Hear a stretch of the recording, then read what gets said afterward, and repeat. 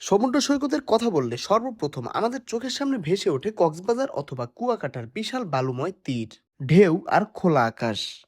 কিন্তু বাংলাদেশেই এমন একটা চমৎকার সমুদ্র সৈকত রয়েছে যেখানে সমুদ্রের পুরো তীরটাই জুড়ে রয়েছে উঁচু নিচু ঘাসের টিলা, ছোট বড় গাছ আর ছোট ছোট জলাভূমি। আর এই জায়গাটার সবচেয়ে মজার ব্যাপারটা কি জানেন? এখানে যাওয়ার রাস্তা সবসময় একরকম থাকে না। কখনো বাঁধের রাস্তা ধরে যেতে হয়, আবার বৃষ্টির কারণে সেই রাস্তা যখন কাদায় একেবারে নাজেহাল হয়ে যায় তখন রাস্তা ছেড়ে যেতে হয় ট্রলারে।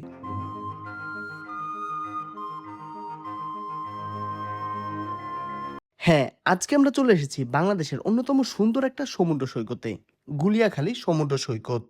গুলিয়াখালী সমুদ্র সৈকত কোথায় অবস্থিত, কেনই বা ট্রলারে করে বিচে পৌঁছাতে হলো, আর এখানে কিভাবে আসবেন, পুরো গাইডলাইনটাই থাকছে আজকের ভিডিওতে।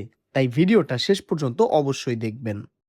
গুলিয়াখালী সমুদ্র সৈকত চট্টগ্রামের সীতাকুণ্ড উপজেলায় মুরাদপুরে অবস্থিত। বাংলাদেশের যে কোনো প্রান্ত থেকে প্রথমে আপনাকে বাস অথবা ট্রেনে করে চলে আসতে হবে সীতাকুণ্ড বাজারে। সীতাকুণ্ড বাজার থেকে নেমে মেইন রাস্তার পাশে নামা বাজার থেকে সিএনজি নিতে পারবেন। সেখান থেকে জনপ্রতি 40 টাকা ভাড়ায় সরাসরি চলে যেতে পারবেন গুলিয়াখালী সমুদ্র সৈকতে। কিন্তু আমরা যেহেতু একসঙ্গে 4 জন ছিলাম, তাই 150 টাকা দিয়ে একটা অটো রিজার্ভ করে গুলিয়াখালীর উদ্দেশ্যে রওনা দিয়ে দিলাম। আর পথ যত এগোতে লাগলো চারপাশের দৃশ্যটাও যেন ততই সুন্দর হয়ে উঠছিল।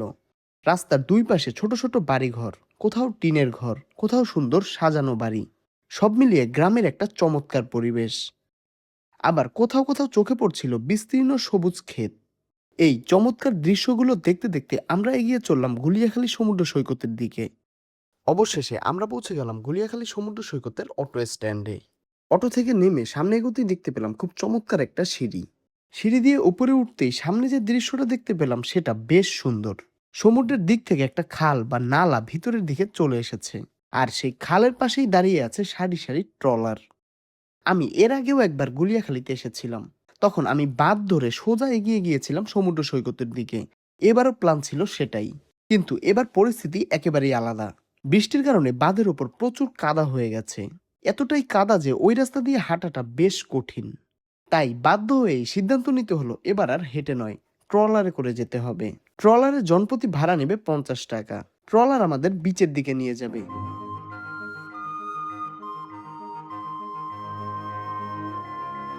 কিন্তু ট্রলারে ওঠার আগে হঠাৎ সামনে দেখতে পেলাম অনেক মানুষের ভিড়। কি হয়েছে সেটা দেখার জন্য আমরাও এগিয়ে গেলাম। কাছে গিয়ে দেখি একটা বিশাল বড় সাপ, মানুষ সেটাকে মেরে ফেলেছে। দৃশ্যটা সত্যিই একটু ভয়ঙ্কর এবং একই সঙ্গে অবাক করার মতো ছিল। কখন না জানি আমাদের সামনেও এরকম একটা সাপ পড়ে যায়। কিছুক্ষণ সেখানে দাঁড়িয়ে থাকার পর আমরা এগিয়ে গেলাম আমাদের ট্রলারের দিকে। ট্রলারে উঠে সবাই যখন নিজেদের জায়গা করে নিল, ট্রলারটাও তখন ধীরে ধীরে ছেড়ে দিল। আর ট্রলারটা যতই সামনে এগোতে লাগলো ততই চারপাশের দৃশ্য বদলে যেতে লাগলো। এক পাশে সবুজে ঘেরা গাছপালা, অন্য পাশে সবুজ ঘাসের উঁচু নিচু টিবি, কোথাও কোথাও পানির ধারে বাঁধা ট্রলার। আবার কোথাও দেখা গেল মেরামতের জন্য ট্রলারগুলোকে ডাঙায় তুলে রাখা হয়েছে। দৃশ্যগুলো আমার কাছে বেশ ভালো লাগছিল, কারণ সমুদ্রের পাশে এমন সবুজ জঙ্গল ঘেরা পরিবেশ, এটা সাধারণ কোনো সমুদ্র সৈকতের দৃশ্যের মতো নয়। এক পাশে বড় বড় গাছ, অনেকটা জঙ্গলের মতো পরিবেশ, আর অন্য পাশে বিশাল জলরাশি।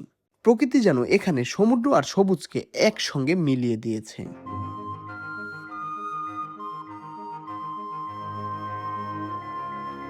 একসময় আমরা ধীরে ধীরে বিচের ট্রলারের ঘাটের দিকে চলে এলাম। আমি ভাবলাম এবার হয়তো আমাদের নামিয়ে দেওয়া হবে, কিন্তু না।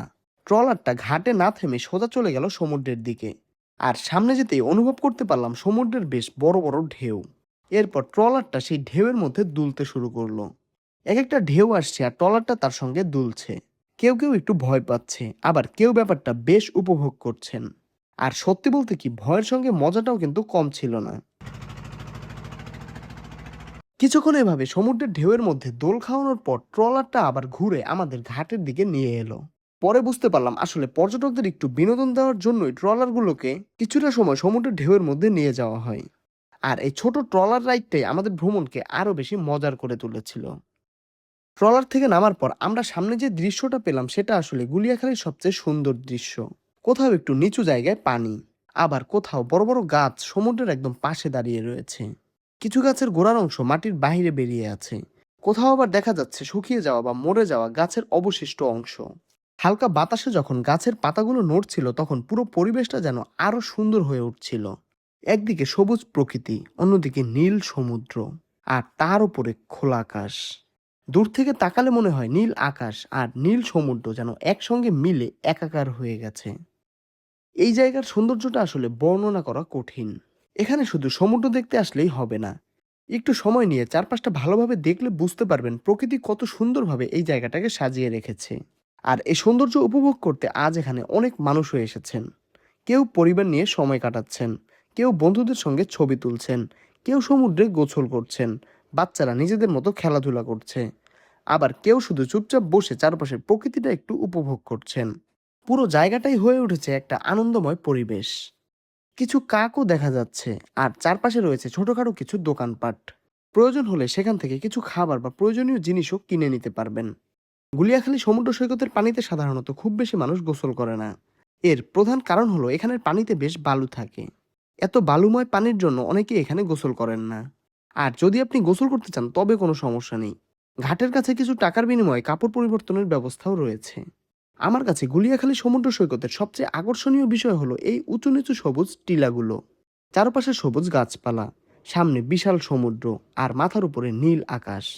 সবকিছু মিলিয়ে একটা আলাদা পরিবেশ তৈরি করেছে। আপনি হয়তো জীবনে অনেক সমুদ্র সৈকত দেখেছেন, কিন্তু গুলিয়াখালীর এই সবুজে ঘেরা প্রকৃতিটাই এটাকে অন্যরকম করে তুলেছে।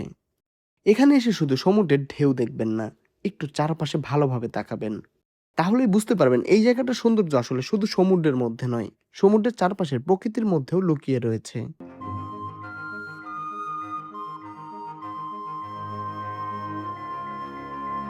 আমরা কিছুক্ষণ ঘোরাফেরা করে নিজেদের মতো সময় কাটালাম। তারপর আবারও সেই 50 টাকা দিয়ে ট্রলারে করে চলে গেলাম ঘাটে, এবং সেখান থেকে আবার 40 টাকা দিয়ে সীতাকুণ্ড বাজারে। সব মিলিয়ে আজকের গুলিয়াখালী ভ্রমণটা আমার কাছে সত্যি দারুণ ছিল। আপনি যদি প্রকৃতির মধ্যে কিছুটা সময় কাটাতে চান, সমুদ্র দেখতে চান, আবার সাধারণ সমুদ্র সৈকতের চেয়ে একটু ভিন্ন ধরনের পরিবেশ উপভোগ করতে চান, তাহলে গুলিয়াখালী সমুদ্র সৈকত আপনার ভ্রমণ তালিকায় অবশ্যই রাখতে পারেন। আজ এখানেই শেষ করছি। ভিডিওটা যদি আপনার ভালো লেগে থাকে তাহলে অবশ্যই একটা লাইক করে আপনার মতামত কমেন্টে জানাবেন, এবং ভিডিওটা তাদের শেয়ার করে দিন যাদের সাথে নিয়ে আপনি এই চমৎকার সুন্দর সমুদ্র সৈকতটিতে ঘুরতে যেতে চান। আর এমন আরো সুন্দর সুন্দর জায়গা নিয়ে ভ্রমণের গল্প দেখতে চাইলে অবশ্যই আমার চ্যানেলটা সাবস্ক্রাইব করে রাখবেন।